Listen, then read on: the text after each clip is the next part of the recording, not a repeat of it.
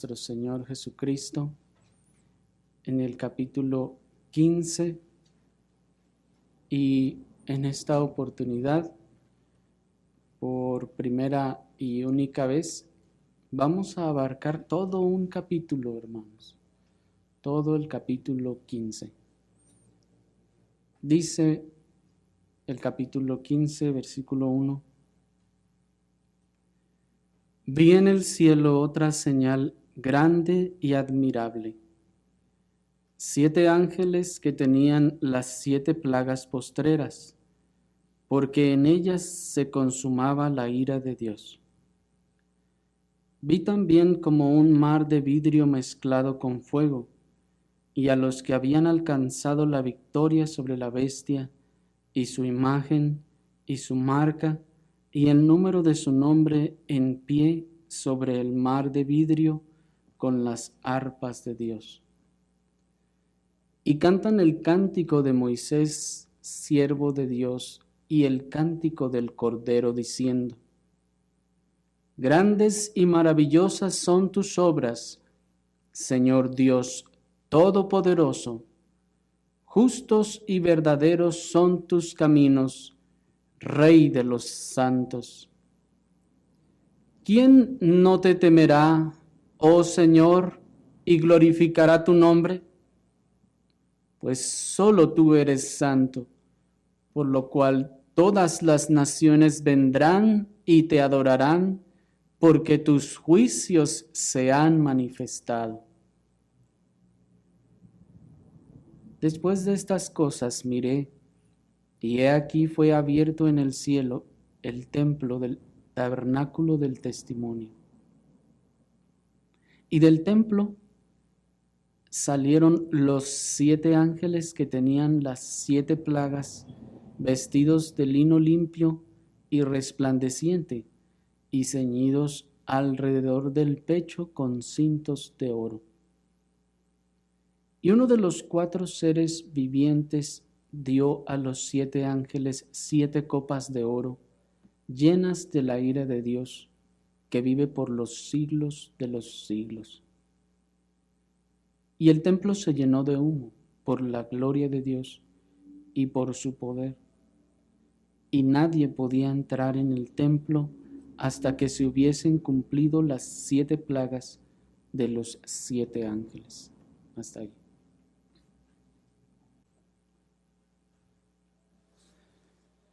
Vamos, hermanos, a meditar con la ayuda del Señor en este capítulo, como es nuestra costumbre, en 3 secciones. Vamos a ver primeramente las 7 plagas que se nos mencionan al inicio de la visión. Enseguida vamos a ver a los santos sobre el mar de vidrio o de cristal. Y por último vamos a contemplar un poco a los 7 ángeles. Nuestro versículo 1 nos habla de 7 plagas postreras, así que comencemos con nuestro primer encabezado, las 7 plagas postreras. Dice el texto: vi en el cielo otra señal grande y admirable, 7 ángeles que tenían las 7 plagas postreras, porque en ellas se consumaba la ira de Dios. Lo primero que encontramos en el texto, hermanos, es el uso, si ustedes notan, del mismo lenguaje que se usó en el capítulo 12 para señalar la importancia de lo que se está por decir. Y se usa el lenguaje una señal grande y admirable. Esta es la tercera vez que en el libro del Apocalipsis se expresa una visión con estas palabras, con estos términos, una señal grande. Es decir, es superior a las que había estado observando anteriormente. La última vez que nos dijo esto fue en el capítulo 12, cuando vio a la mujer vestida del sol, ¿se acuerdan? Esta mujer era una señal grande y ahora se nos dice que esta es una señal grande también y es admirable. ¿Y en qué consistía tan trascendente señal? En 7 ángeles, si ustedes observan, 7 ángeles que tenían las 7 plagas postreras. La expresión 7 ángeles que tenían las 7 plagas postreras no solo es el resumen de todo el capítulo, sino que también, hermanos, nos expresa varias cosas muy importantes a considerar. ¿Por qué decimos que es el resumen? Porque si ustedes notaron cuando estuvimos leyendo, los ángeles salen después que el cielo es abierto y el templo de Dios y el tabernáculo del testimonio es visto. Entonces dice el versículo 6, y del templo salieron los 7 ángeles que tenían las 7 plagas. Entonces, si se dan cuenta, digamos que de manera cronológica, no es que primero ve los ángeles, sino que primero ve lo que está en el versículo 2 en adelante. Sin embargo, el versículo 1 parece ser un resumen o el título de todo lo que se va a ver. Pero además de esto, la expresión 7 ángeles que tenían las 7 plagas postreras ya nos dice mucho. Nos dice al menos 4 cosas. Primeramente, nos dice 7. Recuerden, el número 7 es el número de perfección y es el número típico utilizado en el libro del Apocalipsis para expresar lo que es completo, para expresar lo que es pleno, para expresar lo que es perfecto. ¿Se acuerdan? Había 7 sellos, 7 trompetas y ahora hay 7 ángeles con 7 copas. Y hay muchos otros 7, pero solo menciono estos para poner algún ejemplo. De manera entonces que se nos está ahora hablando de que esto que está por acontecer es algo pleno también y completo y perfecto porque viene de Dios. Lo segundo que se menciona aquí son las plagas. Si se fijan, 7 ángeles que tienen las 7 plagas postreras. Esta expresión, las plagas, es la primera vez que aparece aquí, hermanos, y que con esta expresión se nos está haciendo una clara referencia a las plagas enviadas para castigar la rebeldía y la dureza de la nación de Egipto, ¿se acuerdan? Dice la Escritura que cuando el faraón se endureció, entonces el Señor mandaba otra plaga. Moisés iba y le decía a Faraón, deja ir a mi pueblo, y Faraón decía no.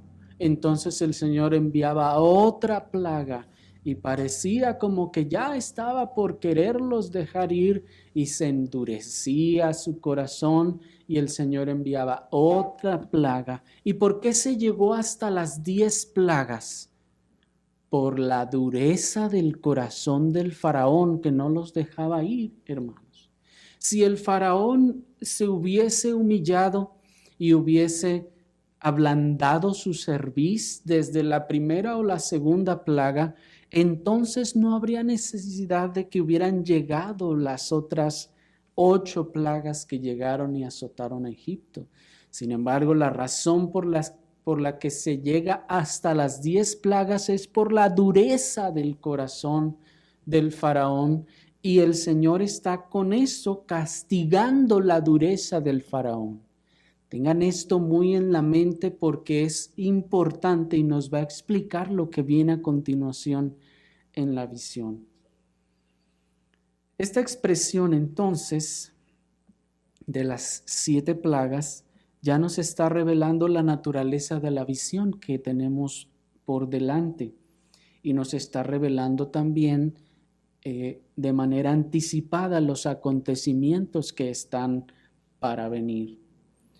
Por esto, los contemplaremos, más bien, los vamos a considerar estos cuando lleguemos a la secuencia de la revelación a medida que se van revelando cada uno. El tercer elemento que encontramos en esta frase y que es importante, hermanos, porque nos crea el contexto para todo lo que sigue, es que eran, ya vimos, 7 ángeles, tienen las 7 plagas postreras y tercero, son postreras. ¿Noten eso? Estas plagas tienen una característica que son postreras. Este detalle es importante puesto que nos indica una particularidad o peculiaridad de estas señales, a diferencia de todas las señales anteriores que se han venido dando. Las señales y juicios que hemos estado viendo en los capítulos anteriores, que ocurren a todo lo largo de la era neotestamentaria, son lo que los eruditos llaman señales recurrentes. ¿Se acuerdan? Esas señales recurrentes son señales que van aconteciendo una y otra vez en una y en otra época de la era neotestamentaria. Se van repitiendo y ocurren siempre de manera cíclica durante toda esta era. Por eso se llaman señales recurrentes, porque vienen una y otra vez en distintas épocas. Estas señales y juicios, aunque son recurrentes a todo lo largo de la era neotestamentaria, también se reconoce que es innegable que aumentarán en grado y frecuencia en los últimos días previos a la venida de nuestro Señor Jesucristo. Y este detalle es precisamente lo que le da la peculiaridad a esta visión. Esas señales, como decimos, son recurrentes, pero esa recurrencia va a ir aumentando de frecuencia conforme nos acerquemos a la fecha de la segunda venida de nuestro Señor Jesucristo. Es decir, que previo a los días o al día de la manifestación de nuestro Señor, estas señales y juicios serán más frecuentes y más terribles.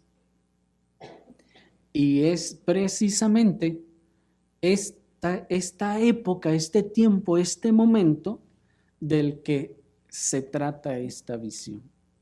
De esas señales que bien son recurrentes y son semejantes a las anteriores, sin embargo, estas particularmente son las del último. ¿Me explico? Y noten el cuarto elemento, versículo 1 al final. Dice 7 ángeles que tenían las 7 plagas postreras. Noten, porque en ellas se consumaba la ira de Dios. El aspecto consumatorio de esta visión revela la finalización de todas estas señales y juicios. Es decir, que estas señales se van haciendo recurrentes y en los últimos días antes o los días previos, para que no nos confundamos con esa expresión, los días previos antes de la segunda venida de nuestro Señor Jesucristo, se van a manifestar estas señales de manera más fuerte, más recurrente y serán definitivas. Serán mucho más, vamos a decirlo así, catastróficas y serán mucho más tormentosas. De manera que estas 7 plagas entonces representan la manifestación final y completa de la ira de Dios sobre el mundo impío y rebelde. Representan la manifestación final y completa de la ira de Dios sobre el mundo impío y rebelde. No olvidemos que Dios ya advirtió a los impíos con los 7 sellos. Ya se llamó al arrepentimiento con las 7 trompetas. Y ni aún así quisieron arrepentirse. Recuerden lo que dice Apocalipsis 9, 20 y 21.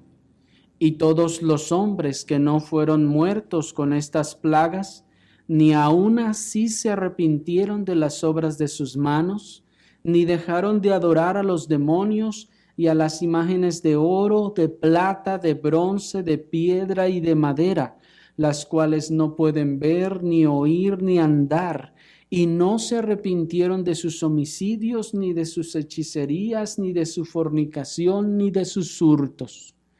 Noten que está aconteciendo algo muy semejante a lo que ocurrió con Faraón. El Faraón estaba recibiendo todos estos juicios y castigos, pero no se arrepentía. Se endurecía más y entonces las señales o los juicios comenzaron a ser cada vez más duros.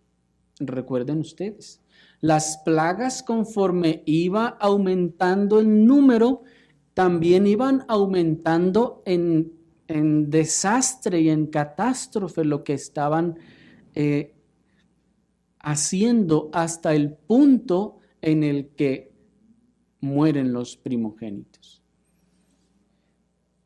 Y noten el lenguaje del capítulo 9, versículo 20, luego de las trompetas. Está ocurriendo exactamente lo mismo.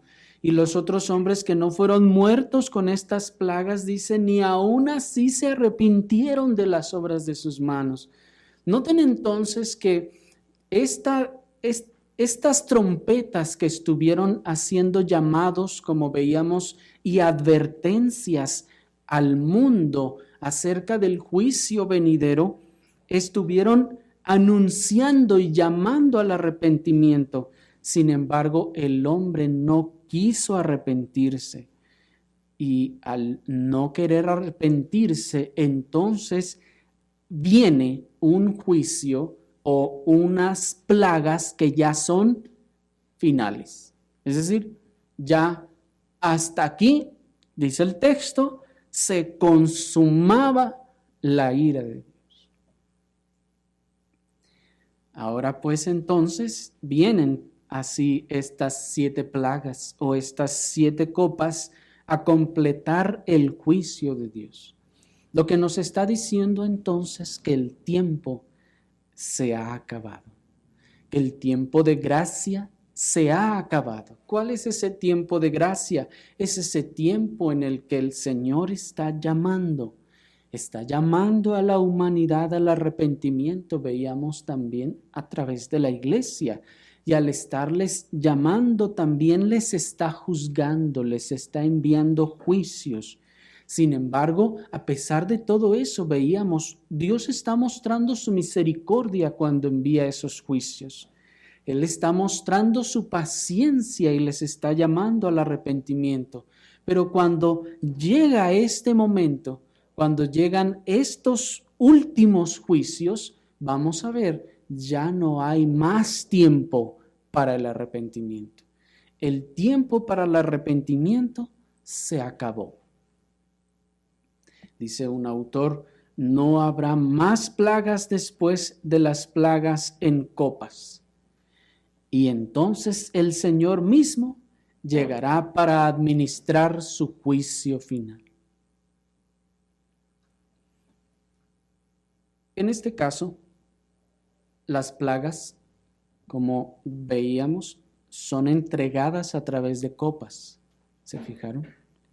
Símbolo que ya no nos parece extraño, creo yo, debido a que en el capítulo anterior ya se nos introdujo el simbolismo de las copas, ¿se acuerdan?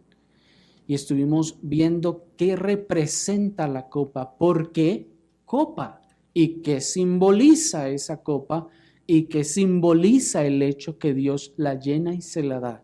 Veíamos que se la dio a Cristo y se la dará también a todos aquellos que tienen la marca de la bestia en sus frentes y en sus manos derechas.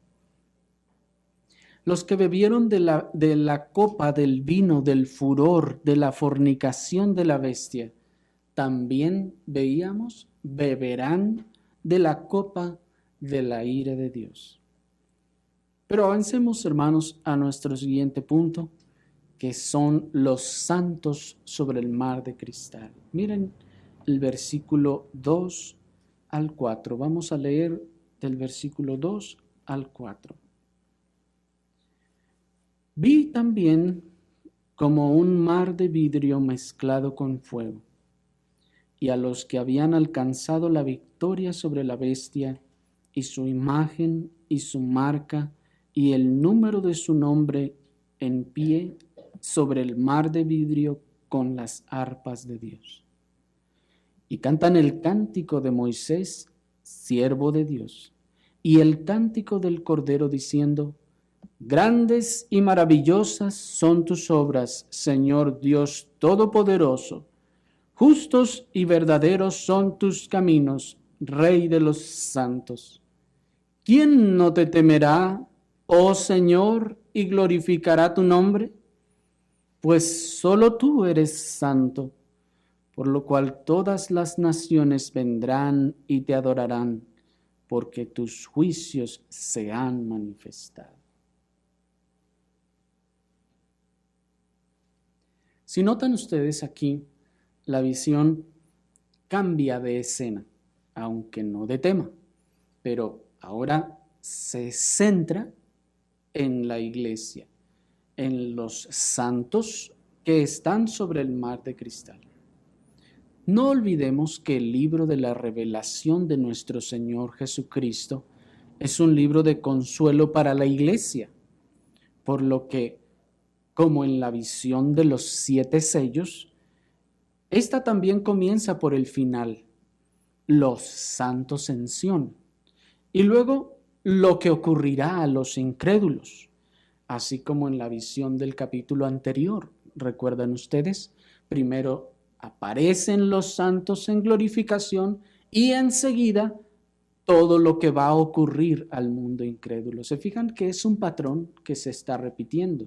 Cuando vimos los 7 sellos, primero aparece el trono, los seres vivientes, los 24 ancianos y todos adorando al Señor. Y entonces aparece el Cordero, recibe el rollo y empiezan a abrirse los rollos. Sucede lo mismo también en el capítulo anterior. Primero están los santos allá en Sión, en la gloria con el Señor, y enseguida la visión o las cámaras, vamos a decirlo así, se enfocan ahora a la tierra. ¿Qué es lo que está pasando en la tierra? Aquí sucede lo mismo. Primero vemos lo que está sucediendo en el cielo y enseguida la visión va a descender a la tierra. ¿Por qué? Porque, como decíamos, el libro tiene el propósito de traer consuelo a la iglesia, una iglesia que está siendo atribulada en aquel momento, en el contexto de los receptores originales de este libro, una tribulación muy literal, muy carnal, muy terrenal, muy personal. Sin embargo, como hemos visto a medida que la iglesia se va desarrollando en el Nuevo Testamento, entonces esta persecución va cambiando a veces de aspecto. ¿Se acuerdan que veíamos cómo la bestia va cambiando de imagen, va teniendo una imagen diferente en cada época a fin de captar la atención del mundo y de seducirlos? Sin embargo, la iglesia está siendo perseguida en todo ese tiempo y el propósito del libro es recordarnos una y otra vez: miren, estaremos allá. Estamos pasando, cierto, por tribulaciones, por dificultades. El mundo nos está presionando, el mundo nos está persiguiendo, pero no se preocupen, estaremos allá. Miren la visión, como que ya estamos allá. En el mundo están ocurriendo todas estas cosas, pero miren, nosotros, como por así decirlo, ya estamos allá. ¿Me explico? Qué cosa tan consoladora, hermanos, que el apóstol es como si dijera a todos los cristianos: saben, hermanos, yo sé que están ustedes pasando por dificultades, el mundo los está presionando, el mundo los está haciendo perder, el mundo les está afligiendo, pero ¿saben? Yo ya los vi allá. Los vi cuando estaban todos ustedes. Ustedes estaban allá delante de ese Cordero. ¿No sería algo, hermanos, verdaderamente consolador eso? Que se nos dijera, yo te vi allá, tú estabas ahí entre toda esa gran multitud. Oh, hermanos, eso es de gran consuelo. Y esa es la razón por la cual las visiones comienzan primero con el cielo y luego nos van a decir también lo que acontece en la tierra. Noten ahora el lenguaje de lucha y consuelo, pues dice, los que habían alcanzado la victoria sobre la bestia. Después que nos habla del mar de vidrio mezclado con fuego, dice, los que habían alcanzado la victoria, ¿se fijaron?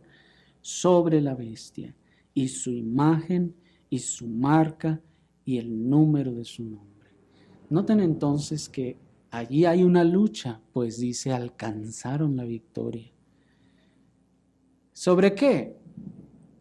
Sobre la bestia y su imagen y su marca y el número de su nombre. Lo que nos indica que hay entonces una lucha, una pugna de los creyentes por no adaptarse a la imagen, a la marca y al número de la bestia. Hay una constante lucha y campaña de los creyentes por oponerse y no dejarse influenciar por esta imagen, por esta marca y por este número de la bestia. Es una locura, como vimos, para el hombre carnal rechazar todas las tendencias y dictados ideológicos y filosóficos de la bestia. Los que no se amoldaron a ella, sino que se abstuvieron de beber el vino seductor de la mundanalidad, al fin están allí con Cristo y están, si se fijaron, adorándole, pues dice, están en pie sobre el mar de vidrio con las arpas de Dios. Esta es la tercera ocasión en la que se nos expresa el símbolo de las arpas, lo cual ya vimos representa la adoración de la iglesia triunfante en la eternidad. Pero observen que el texto nos dice que estaban ellos sobre un mar de cristal mezclado con fuego. Este es el primero de los símbolos complejos de interpretar en este texto, hermanos, debido a que la primera vez que aparece este símbolo, aparece en un contexto diferente y con un propósito al parecer diferente. ¿Se acuerdan que ya vimos que aparece también otro mar de cristal? ¿Se acuerdan lo que era el mar? El mar, recuerden ustedes, ya vimos que el Apocalipsis nos está enseñando el cielo a través de la representación de los elementos en el tabernáculo. Y veíamos que en este sentido el mar de cristal es ese lavacro, ese mar que había tanto en el tabernáculo como en el templo, que tenía el propósito de que los sacerdotes se lavaran para ofrecer su oficio y su adoración.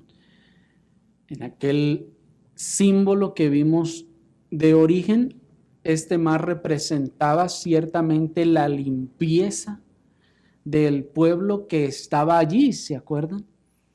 Ahora, aquí en este caso, este mar, aunque ciertamente pensamos que se refiere a la misma clase de mar, tiene un propósito diferente. Y aunque algunos han disasociado completamente el símbolo de este mar con el símbolo o la representación del primero, nosotros nos unimos a los intérpretes que continúan considerando que este mar de cristal es figura del que había en el tabernáculo o en el templo.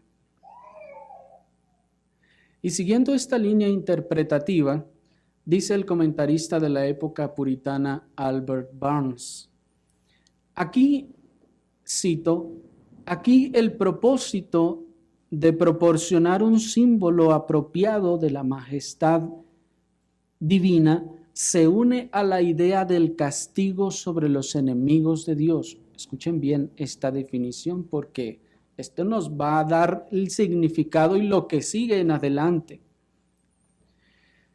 Si es adecuado por conjeturas sugerir el significado de esto como un emblema, sería que el fundamento, es decir, el elemento principal de todos los tratos divinos es la justicia o la santidad, representada por la porción de mar que parecía ser vidrio,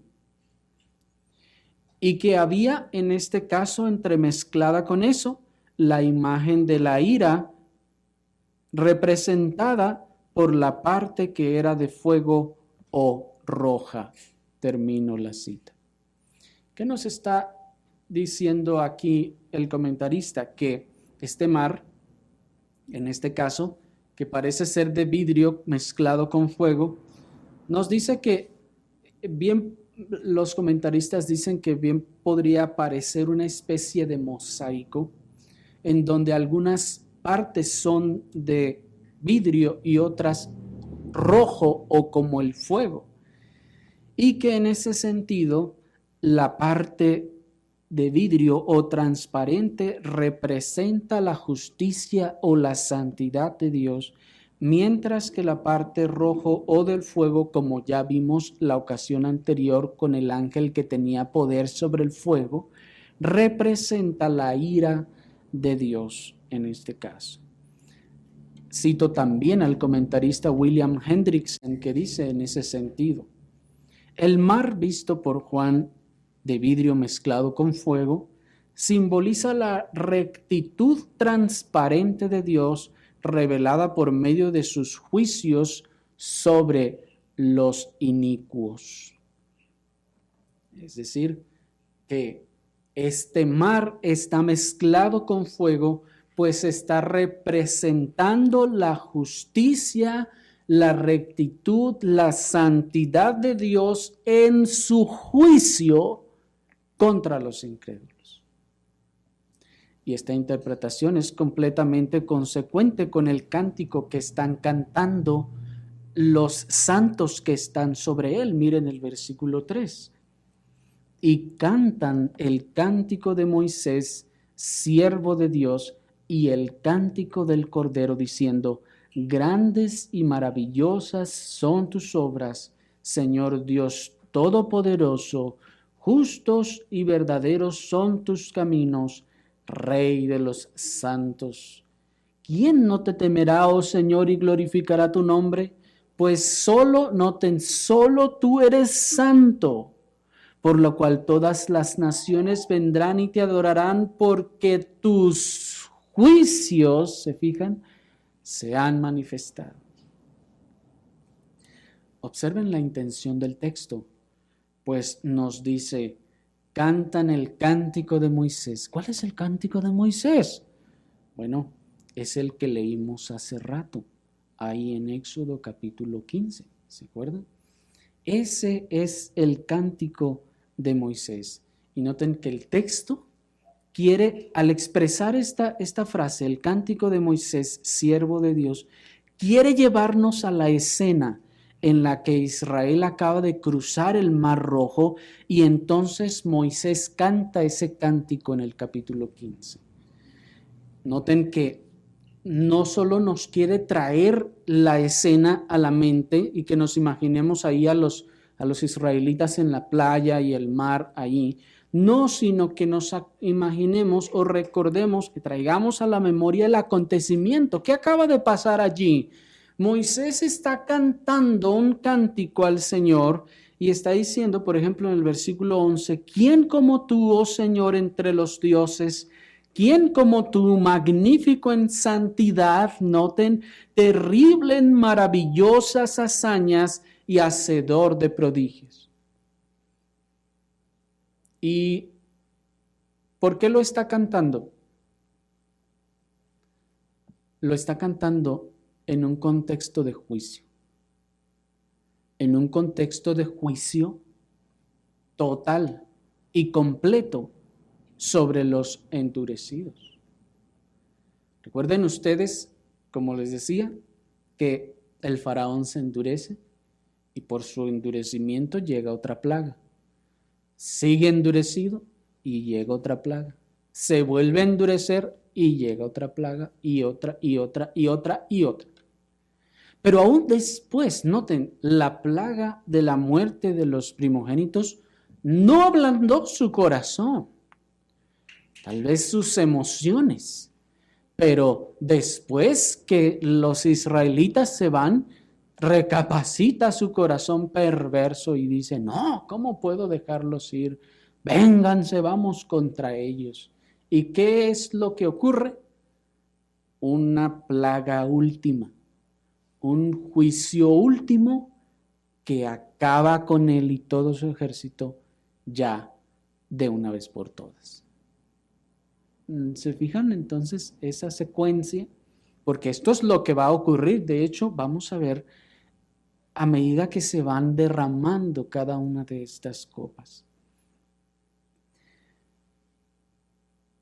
Miren entonces cómo Apocalipsis nos trae a la memoria la escena del pueblo de Dios adorando a Dios, luego de haber sido librados de los que los querían destruir. Pero, ¿qué fue lo que hizo Dios a los enemigos que los querían destruir? Los destruyó justamente a ellos. ¿Se fijan? Incluso cuando Moisés está cantando en este cántico, dice en el versículo 6, tu diestra, oh Señor, ha sido magnificada en poder, tu diestra, oh Señor, ha quebrantado al enemigo. ¿El enemigo de quién? Versículo 7. Y con la grandeza de tu poder has derribado a los que se levantaron contra quién. Contra ti, dice el texto. No dice Moisés, derribaste a los que nos querían matar, sino dice, tú derribaste a tus enemigos. Con la grandeza de tu poder destruiste a tus enemigos. Enviaste tu ira, noten, los consumió como a hojarasca, ¿se fijan? ¿Cómo Moisés está exaltando ahora la ira de Dios? ¿Qué fue lo que pasó ahí en el agua? La manifestación de la ira de Dios. Eso fue lo que ocurrió cuando las aguas se cerraron sobre los egipcios. Al soplo de tu aliento se amontonaron las aguas. Así pues, miren cómo nos está trayendo a la memoria estas cosas el texto. Y dijo otro autor, así como Israel atribuyó su victoria a Dios, así también esta compañía victoriosa vista por Juan proclama en voz alta que Dios es el que ha otorgado el triunfo a su pueblo. Por eso aún sus arpas pertenecen a Dios, pues noten de quién son las arpas. ¿De ellos? No, son de Dios. Ellos están allí victoriosos por la victoria que les ha dado Dios. Y tienen estas arpas que son de Dios y están proclamando la victoria que acaba de ocurrir sobre los enemigos de Dios. Qué cosa tan impresionante. Miren ustedes eso. Por esta razón decíamos entonces que ese mar de vidrio mezclado con fuego viene a representar la justicia de Dios en el juicio contra los impíos. Y miren entonces a través del cántico que cantan estos santos, cómo los verdaderos creyentes exaltan la justicia de Dios para con los malvados.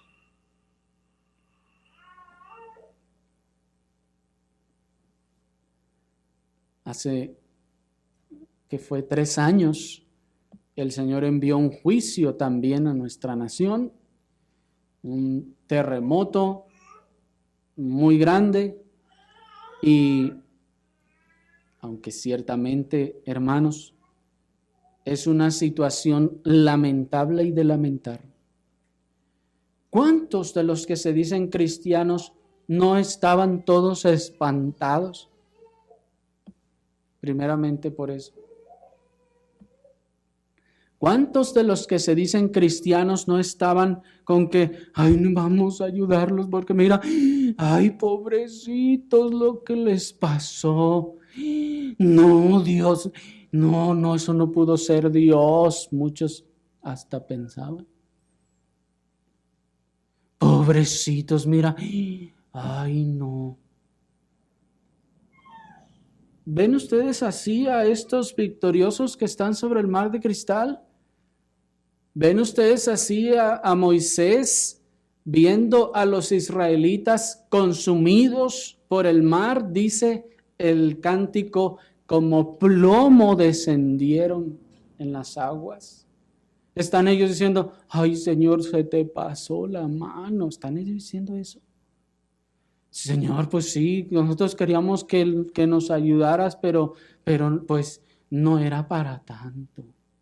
Ay, pobrecito, mira, aquel me había ayudado una vez. ¿Los ven ustedes haciendo eso? No, hermanos, porque esa no es la actitud de los cristianos. Esa no es la actitud y la conducta de los cristianos, como veíamos también el domingo pasado. Miren cómo los verdaderos creyentes nunca adoptaron las filosofías pseudobuenistas del mundo, sino que sostuvieron la verdad de Dios. Es decir, ¿a qué nos referimos con la verdad de Dios? Lo que Dios dice que es verdad. Sostener la verdad de Dios es sostener lo que Dios dice que es verdad por encima de lo que el mundo dice que es verdad. Pero empezar a darle crédito al mundo, empezar a creernos lo que el mundo plantea, empezar a adoptar las filosofías pseudobuenistas del mundo, hermanos, es negar la verdad de Dios y la justicia de Dios. Miren cómo los creyentes verdaderos entonces nunca adoptaron estas filosofías, sino que sostuvieron la justicia de Dios. Es decir, lo que Dios dice que es justo. El hombre ahora está adoctrinando, la bestia está adoctrinando al mundo, a nuestros hijos y a ustedes mismos por medio de las series, de las películas que ahora, sobre todo en esta época, se están trastornando con el fin de adoctrinar. Ahora les parece ya algo malo incluso ese mensaje del príncipe azul que va y rescata a la princesa. Dice, no, ya estamos hasta aquí de eso. ¿Por qué tiene que ser así? Si la mujer es, y la mujer puede, y la mujer lo otro. A ver, ¿por qué no la mujer, la princesa, que sea la que rescata al príncipe? Y eso es lo que estamos viendo ahora. ¿Y eso qué tiene que ver? Hermanos, eso son filosofías que el mundo está implantando en la mente y el corazón de las personas con el objetivo de comenzar de manera sutil a torcer la verdad de Dios en todas las áreas en donde se aplica. Esto es, en la sociedad, en el gobierno, en la familia, en las empresas incluso. Pero el mundo ha querido relegar los principios de la Biblia a la iglesia. Si tú di, cree y todo lo que tú quieras, todo eso allí en tu iglesia, en tu reunión, créelo así, pero cuando estés aquí, tienes que creer y hacer lo que todos nosotros. Y ahí es donde está entonces la resistencia de los creyentes a no ser marcados por la bestia. Estos creyentes verdaderos sostuvieron la bondad de Dios, es decir, lo que Dios dice que es verdaderamente bondad, no lo que hoy en día el mundo dice que es bondad. Pues hoy en día ya, como decíamos en otra ocasión, ese es el mensaje que se está queriendo transmitir. ¿Quién dice que eso es malo? Tú puedes ser un malo, pero ser bueno a la vez.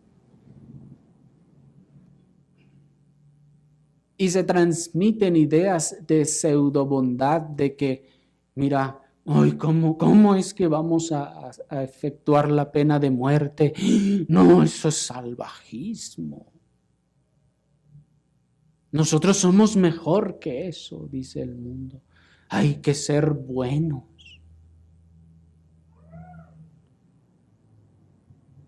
El creyente sostiene lo que Dios dice que es bondad, no lo que el mundo dice que es bondad. ¿Me están siguiendo? Ellos están del lado de Dios en todo esto, del lado de lo que dice la Biblia en todo esto. Pues hoy en día muchos de los que se dicen creyentes prefieren callarse lo que dice la Biblia en diferentes situaciones y discusiones. Y dicen, pues eso dice la Biblia, pero yo pienso que tal vez esto es así mejor. ¿Me explico? Pero el creyente verdadero está de verdad, del lado de Dios. Por eso en su cántico ellos dicen, justos y verdaderos son tus caminos. ¿A qué se refiere con caminos? ¿La vereda ahí en el cerro?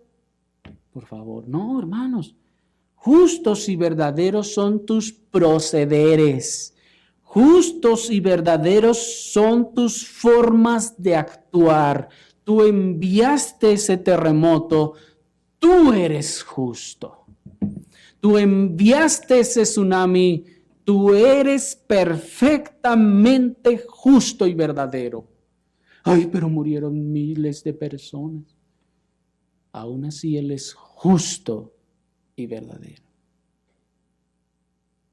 Miren lo que están cantando. Rey de los santos. Verso 4.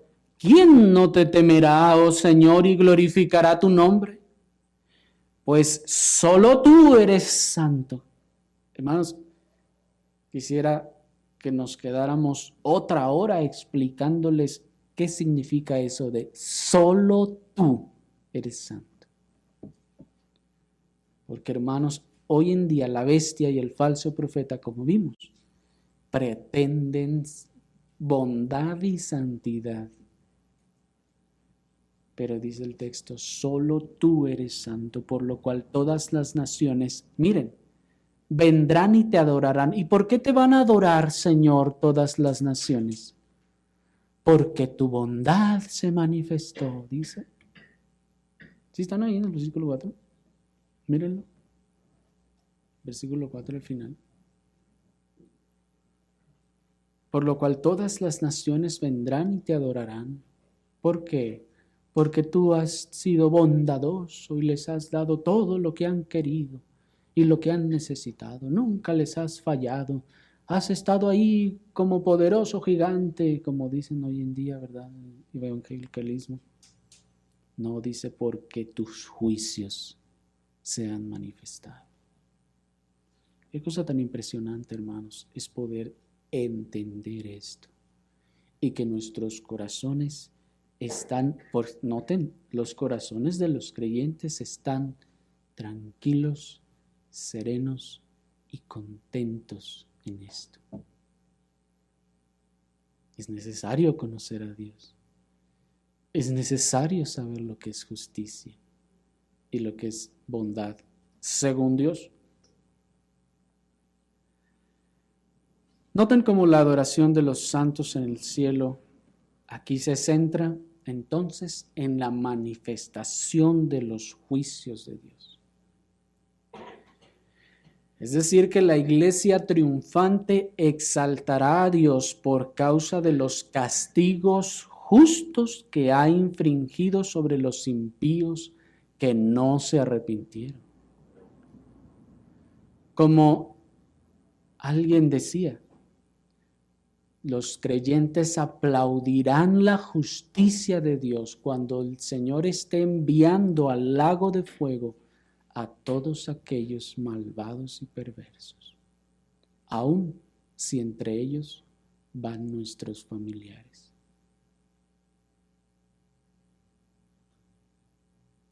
Porque Dios es justo, perfectamente justo.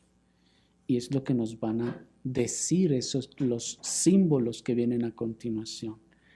Pero quiero preguntar antes de continuar, ¿acaso no fueron advertidos una y otra vez todos esos impíos por medio de las trompetas de juicio? Pero como leímos, en vez de arrepentirse, se endurecieron más contra Dios. Veamos entonces por último los 7 ángeles. Versículo 5 dice: Después de estas cosas miré, y he aquí fue abierto en el cielo el templo del tabernáculo del testimonio. Y del templo salieron los 7 ángeles que tenían las 7 plagas, vestidos de lino limpio y resplandeciente, y ceñidos alrededor del pecho con cintos de oro. Y uno de los 4 seres vivientes dio a los 7 ángeles 7 copas de oro, llenas de la ira de Dios que vive por los siglos de los siglos. Y el templo se llenó de humo por la gloria de Dios y por su poder, y nadie podía entrar en el templo hasta que se hubiesen cumplido las 7 plagas de los 7 ángeles. Si se dan cuenta, hermanos, nuevamente la visión cambia de escena, pero insisto, no de tema. Cambia de escena. Ahora las cámaras se dirigen hacia el templo.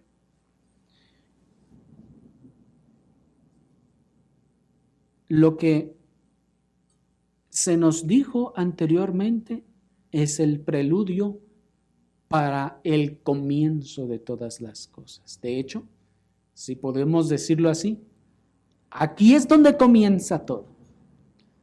Todo lo anterior fue un preludio antes del inicio de todas las cosas. De hecho, es en el versículo 5 donde comienza, ahora sí, a manifestarse todas estas copas. Y se empieza a desarrollar la visión, porque aquí es donde comienzan a salir los ángeles, y a partir del capítulo 16, estos ángeles que reciben las copas de oro comienzan a derramarlas. Así que todo comienza aquí, en donde se ve el cielo abierto y se ve el templo del tabernáculo del testimonio. Recordemos, hermanos, que tanto el tabernáculo como el templo simbolizan en este libro la presencia o la habitación de Dios, el lugar donde Dios habita, ambos, tanto el tabernáculo como el templo. Y es por eso que aquí, si ustedes observaron, incluso se usan ambos términos de manera intercambiada para expresar el mismo símbolo. Pues dice, he aquí fue abierto en el cielo el templo del tabernáculo del testimonio. ¿Se fijaron? Y del templo salieron entonces los 7 ángeles. Esto entonces, hermanos, nos está enseñando que esto sale o está en la misma habitación de Dios. Pues enseguida 7 ángeles salen de la presencia misma de Dios, lo que representa que todos los juicios o las plagas que están por verter provienen directamente de Dios. Esos ángeles acaban de estar en la presencia misma de Dios, en la habitación misma de Dios, recibiendo sus instrucciones directamente de Dios para ejecutar lo que Dios por sí mismo en su persona ha determinado que ocurra.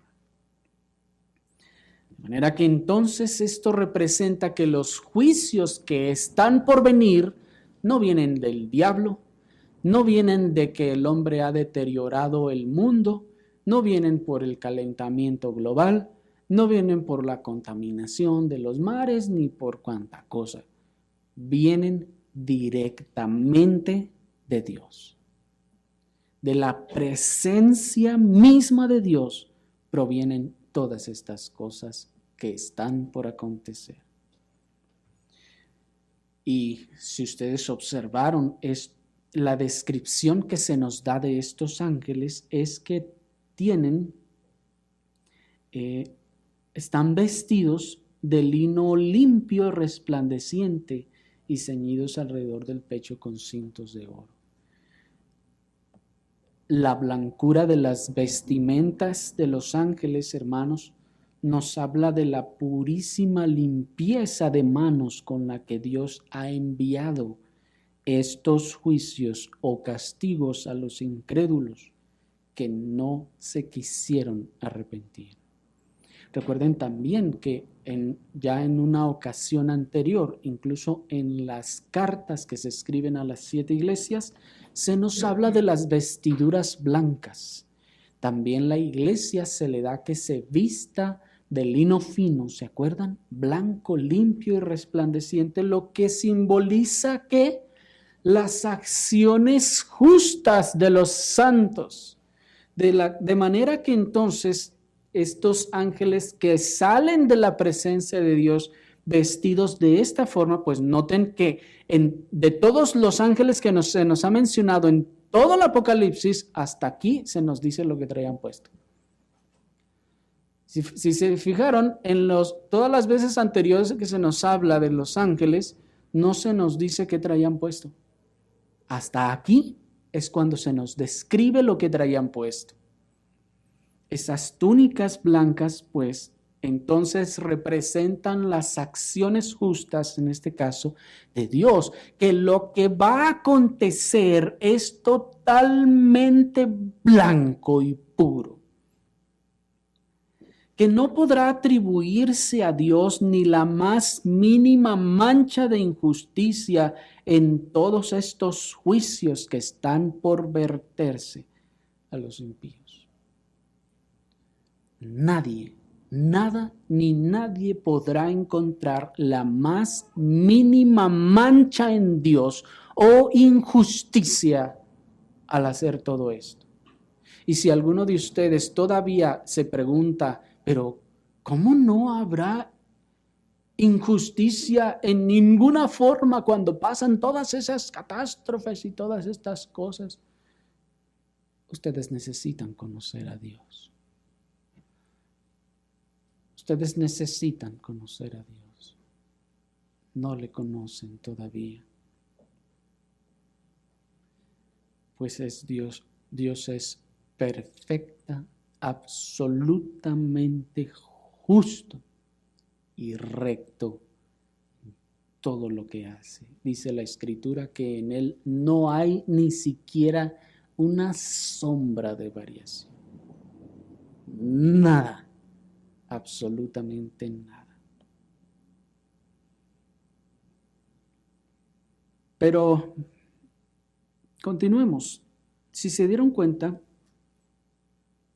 fue uno de los 4 seres vivientes el que les dio las copas de oro a estos ángeles. Las copas de oro, como los utensilios del templo, se utilizaban para los servicios ceremoniales de Dios e indicaban también la santidad y la limpieza de estas acciones, pues en el templo había vasos o copas de oro, de plata y de bronce.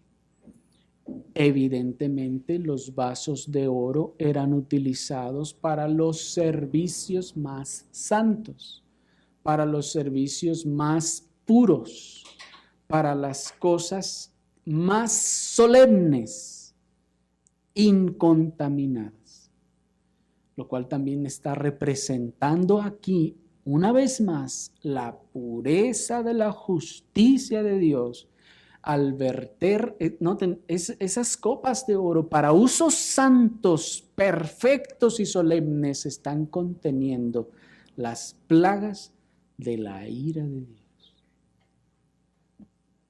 Lo que entonces nos enseña de la justicia perfecta con la que Dios estará aplicando y enviando todas estas cosas. Ahora, por último, hermanos, el texto nos dice que el templo se llenó de humo por la gloria de Dios y por su poder, dice en el verso 8, y nadie podía entrar en el templo hasta que se hubiesen cumplido las 7 plagas de los 7 ángeles. El hecho de que el humo, hermanos, haya impedido el acceso a la presencia de Dios indica aquí la irrevocabilidad del juicio de Dios y la terminación del tiempo de la misericordia y del acceso a Dios por perdón. Cuando el tabernáculo existía e incluso cuando el templo se edificó, dice la Escritura que una nube llenaba el templo o el tabernáculo. Y cuando esto ocurría, nadie podía entrar. Bueno, no es que nadie debía y nadie podía entrar, porque la presencia de Dios estaba allí. De esta manera entonces se recoge el símbolo, que se haya llenado entonces el humo. Por eso dice, nadie podía entrar en el templo, porque ahí está la presencia de Dios. Recuerden que ahí solamente podía entrar Moisés cuando la nube estaba. Si a alguien se le ocurría entrar, ¿qué decía el texto? Cuando estaba tan solo en el monte, ¿qué decía el texto? Si algún animal tan solo traspasase, será traspasado con flechas. De manera entonces que esto representa vamos a decirlo así, la ahora inaccesibilidad de Dios. Es decir, que Dios ya no será accesible para perdón. Es decir, que a partir de ahora entonces el hombre no podrá ir más a Dios por perdón. El Señor ya no recibirá más súplicas de perdón. El tiempo de la gracia se ha terminado. El tiempo de la misericordia y la paciencia se ha terminado y a partir de aquí el Señor ya no recibe a nadie. ¿Me explico? El tiempo se acabó. Así como Faraón se endureció todavía y siguió todavía en sus juicios, el tiempo para él y para todos los que con él estaban se acabó. Así aquí vamos a ver que en el derramamiento de la sexta y la séptima de estas copas es en efecto el fin de todas las cosas. Y si ustedes notan, dice que nadie puede entrar hasta que se hubiesen cumplido las 7 plagas de los 7 ángeles. O sea, mientras que ellos están derramando esas 7 copas, nadie puede accesar a Dios. Y vamos a ver que la última es el juicio. Así que Cuando esto comienza, se acabó el tiempo. Se acabó el tiempo de la misericordia, se acabó el tiempo de la paciencia y ha venido el juicio de Dios y se consumará el juicio de Dios sobre todos sus enemigos y aquellos que mantuvieron su puño en alto contra Dios, aún después de tanta misericordia. Oremos al Señor.